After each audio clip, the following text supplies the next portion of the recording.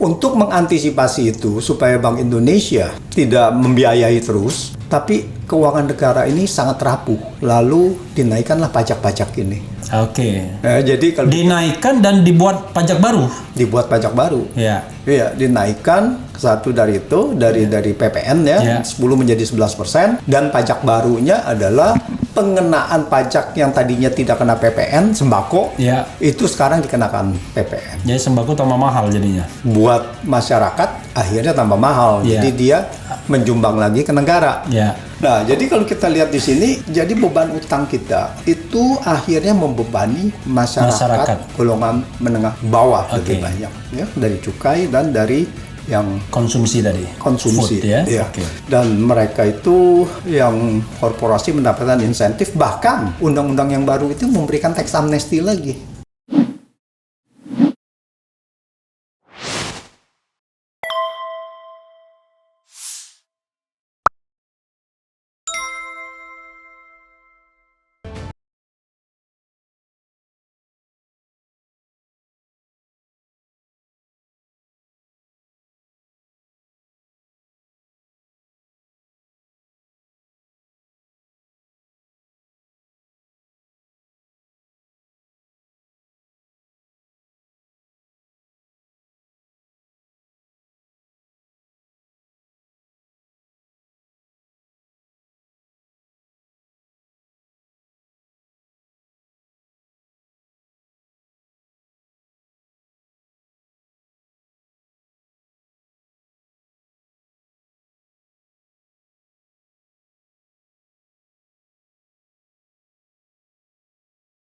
Kenapa kita rendah? Jadi kita tidak bisa menanggulangi kemiskinan.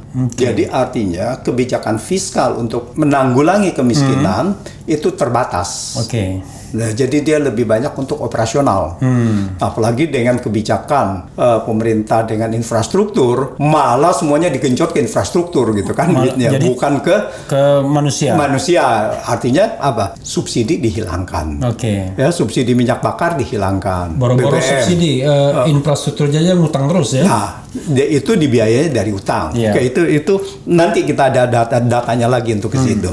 Jadi kita lihat keuangan negara ini semakin rapuh kalau saya bilangnya. Artinya penerimaannya kan tadi rasionya turun terus. Iya. Mau tidak mau karena dia Ini genjot dengan yang turun utang. rasio ya, angka absolutnya. Rasio, Ya. angka absolutnya masih naik. Masih naik. Iya. Tapi kan rasio ini yang memegang peranan karena sewaktu kita belanja negara juga dilihatnya dari rasio juga gitu. Makanya belanja negara juga naik terus. Iya, gitu. nggak mungkin turun kan? Nah, nggak mungkin turun. Stuck dia jadinya. Oke. Nah, jadi kalau kita lihat di situ, jadi utang secara nominal itu naik terus drastis. Oke. Jadi utangnya naik, bukannya hanya angka nominalnya, tetapi terhadap PDB juga naik. Oke, sampai berapa persen sekarang? Nah, sekarang ini sudah 40%. Padahal 30% yang diperbolehkan. Yang diperbolehkan 60. Oh, 60%. 60. Oke. Nah, sebetulnya juga itu rancu ya, kenapa 60 diperbolehkan dan sebagainya. PDB kita berapa sekarang? Yang tercatat terakhir tahun 2020? Secara nominal 15.800. 15.800 Iya. Lebih triliun. triliun. 15.800 triliun. Oke, PDB kita. Ya, itu 2019 ya, 15.800. Oh, itu 2019 2019. Dan di situ ada turun lagi sekitar berapa? 8% mungkin ya pada saat itu ya. Oke. Ya. Jadi 2020 belum, angkanya belum ada. 2020 ada gitu. Berapa? Tapi saya agak lupa gitu. Oke. Ya sekitar 15.000 lebih sedikit. APBN kita berapa sekarang? APBN kita 2020 kan 2.700. 2.700 ya. Realisasinya 2.500, di bawah 2.600, 2.590-an gitu. Oke. Tapi budget untuk 2021 itu 2.750 triliun. Dan penerimaan? Penerimaannya itu defisit sekitar 1.000 triliun. Jadi penerimaannya itu sekitar 1.700. Jadi 1.000 triliun itulah yang kita cari kemana-mana ya. Yang kita mesti cari kemana-mana itu. Oke. Dan 2019 sudah 1.000 triliun, 1.006 triliun sudah gitu. Jadi PDB itu produk domestik bruto itu adalah sebuah gimana cara mendefinisikannya? PDB itu sebetulnya hasil produksi dari dalam seluruhnya, negeri. Ya. Baik itu swasta maupun pemerintah semuanya. Seluruh negara itu. Seluruh dari orang PMA juga ya, perusahaan asing juga gitu. Disitulah skill kegiatan ekonomi kita, aktivitas ya kan? ekonomi aktivitas ekonomi kita. Ya. Jadi di 15.000 triliun. Iya. Tapi itu kan aktivitas ekonomi seluruhnya.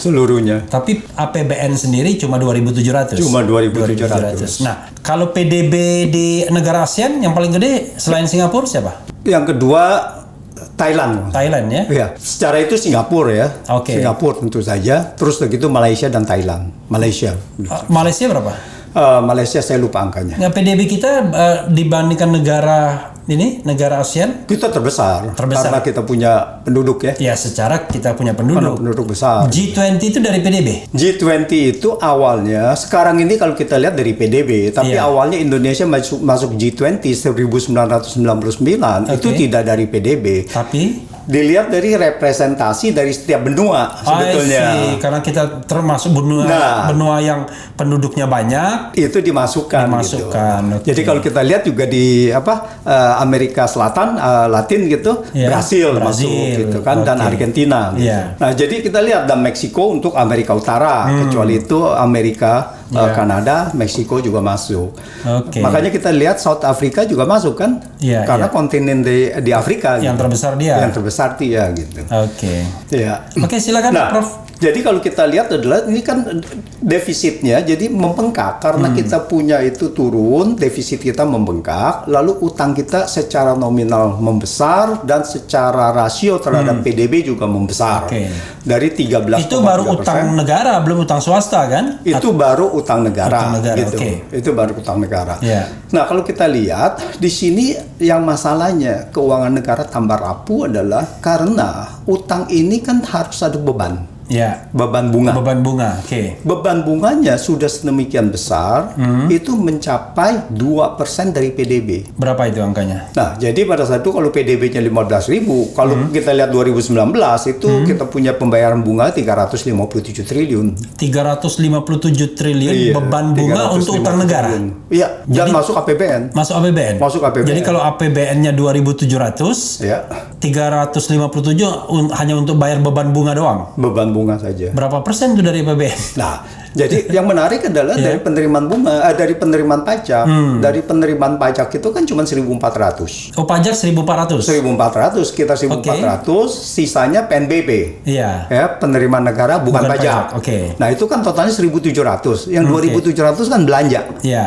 Nah, dari yang 1.700 itu 350-nya adalah harus bayar bunga. Dan ini semakin besar.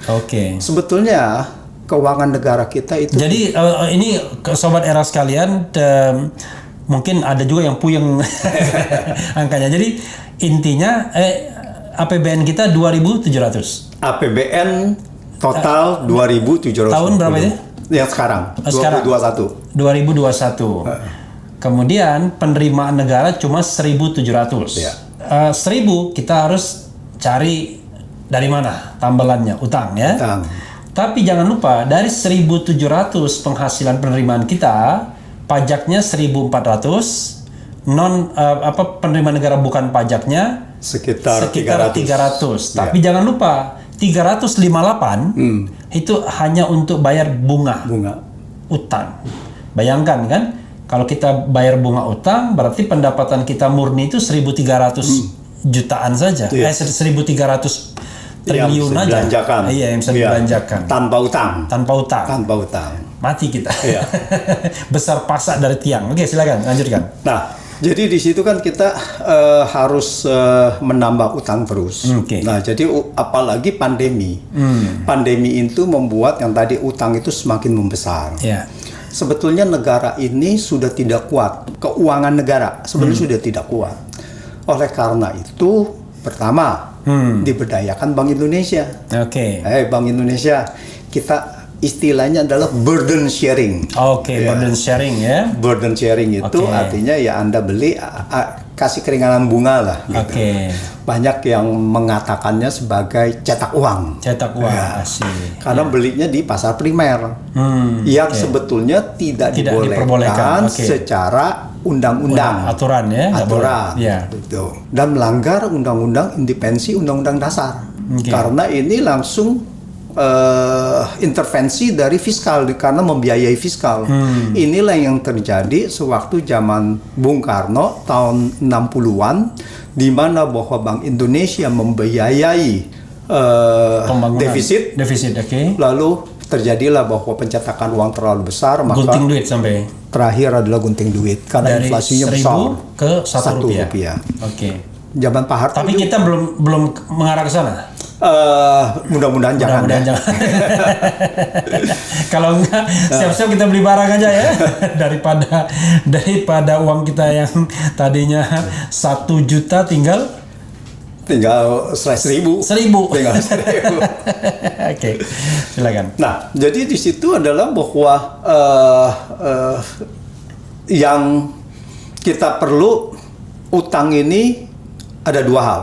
Pertama adalah dari utang dalam negeri, Oke. dan kedua adalah dari utang luar negeri. Nah, Itu proporsinya utang kita berapa sekarang? 6.000. Utang negara. utang negara secara terakhir 6.700. 6.700. Iya. Proporsi luar dan dalamnya? Sekarang ini agak mungkin luarnya itu agak turun karena ada pendanaan dari Bank Indonesia banyak ya. Oke. Mungkin saya perkirakan mungkin di bawah 50 sekarang. Oke. Kalau sebelum itu orang 2019. Orang beli surat-surat utang negara itu ya? Iya. Oke. Kalau 2019 itu 60% dipegang asing. Oke. Ya, tapi karena sewaktu kita defisit 1.000 triliun, Bank Indonesia aja mungkin membeli 600 triliun gitu. 600 Jadi triliun. porsinya udah banyak sekali gitu. Oke. Jadi Pemerintah mengeluarkan SUN ya, surat utang negara itu Surat ya, utang yang negara. dibeli oleh BI Iya. di pasar primer. di pasar primer. Ada di pasar primer, ada di pasar, Di pasar sekunder. sekunder. Tapi yang banyak yang tadi burden sharing di pasar primer. Harusnya nggak boleh ya. Harusnya nggak boleh. Oke. Nah, tapi kita lihat itu Jadi saudara sekalian, ini orang hukum tata negara ya, Nah. nggak paham-paham banget juga ekonomi, tapi berusaha paham. Oke, silakan. Nah, disitulah Ya. bahwa sekarang Bank Indonesia itu diminta untuk membantu 3 tahun.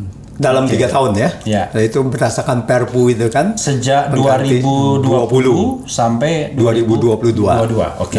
Untuk mengantisipasi itu supaya Bank Indonesia tidak tidak membiayai terus, tapi keuangan negara ini sangat rapuh. Lalu dinaikkanlah pajak-pajak ini. Oke. Ya, jadi kalau Dinaikkan dan dibuat pajak baru. dibuat pajak baru, Ya. iya dinaikkan satu dari itu dari PPN ya, Ya. 10 menjadi 11%, dan pajak barunya adalah pengenaan pajak yang tadinya tidak kena PPN sembako, Ya. itu sekarang dikenakan PPN. Jadi sembako tambah mahal jadinya. Buat masyarakat akhirnya tambah mahal, Ya. jadi dia menjumbang lagi ke negara. Ya. Nah, di lain pihak bahwa negara memberikan insentif, banyak insentif kepada korporasi untuk insentif-insentif yang menstimulus Biar dia gerak lagi. ada investasi. Iya. Tapi ternyata investasinya tidak berjalan. Mungkin stimulusnya berjalan. Jadi uang rayuannya sudah diambil, tapi investasinya nggak muncul. Belum muncul. Itu kan sama seperti kita minta uang sama orang kaya Ya. dengan uang. Ya. Kita pancing uang, dia biar keluar uang lebih banyak. Ya. Ternyata uang kita hilang, Dia nggak keluar juga. Dia nggak keluar Belum. juga. Oh nggak, bukan begitu. Kita traktir orang kaya, Ya. ya kan? Berharap dia investasi, tapi Investasi, nggak. Oke, tapi oke. enggak. Oke. Nah, di situ. Jadi di mana bahwa sekarang proporsinya itu kan lebih banyak ditanggung oleh rakyat-rakyat yang golongan menengah bawah ya, dengan Oke. PPN. Iya. PPN yang paling besar adalah tentu saja Menengah ke bahwa bawah. secara persentase ya. Persentase. Secara persentase kalau kita cuma ada 2 juta untuk food 50%, Iya. ya berarti kita menanggung lebih banyak gitu. Oke. Bagi orang kaya yang pendapatannya 1 miliar, 10 miliar, food cuma 0, sekian persen gitu. Oke, karena walaupun kaya makannya tetap sama. Tetapnya makannya sama. Malah lebih takut makan banyak. Kalau Itu petani. pertama. Oke. Yang kedua adalah pajak rokok. Itu dari 2015 naik setiap tahun. Sekarang pajak rokok ini, cukai Iya, cukai rokok. Iya. Ini sekarang nilainya itu jauh lebih besar dari penerimaan SDA. Oke. Menarik kan? Iya. Jadi siapa yang perokok? Perokok kebanyakan adalah kelompok menengah bawah. Menengah ke bawah. Jadi dengan alasan bahwa kalau kita menaikkan cukai, lalu kita mengurangi perokok. Ternyata tidak. Itu tidak. Dari zaman kapan itu tidak. Walaupun diancam kanker dan lain sebagainya, tetap perokok. Tetap saja. Karena apa? Karena di dalam ekonomi itu dikenal yang namanya inferior goods, ya, goods, barang inferior. Iya. Artinya mereka itu mengurangi rokok kalau pendapatannya lebih tinggi. Pendapatannya semakin orang pendapatannya semakin tinggi, semakin sadar untuk tidak merokok. Oke, karena dan dia lebih mengkonsumsi hal-hal yang sehat. Ya, Tapi makin dia merana, itulah pelariannya. itu pelariannya. Karena dia tidak bisa membeli barang-barang yang lainnya. Iya. Yang mahal-mahal gitu kan. Pelariannya itu merokok. Jadi tidak mungkin bisa dikurangin gitu. Rokok sama kopi. Ya. Kalau dia mau kurangin, justru dia harus meningkatkan kesejahteraan rakyat. Oke, menarik ya. Ya. Oke. Nah, jadi kalau kita lihat di sini, jadi beban utang kita itu akhirnya membebani masyarakat. Golongan menengah bawah lebih banyak, ya, dari cukai dan dari yang Konsumsi tadi. konsumsi, Food, ya. ya. Oke. Dan mereka itu yang korporasi mendapatkan insentif, bahkan undang-undang yang baru itu memberikan tax amnesty lagi.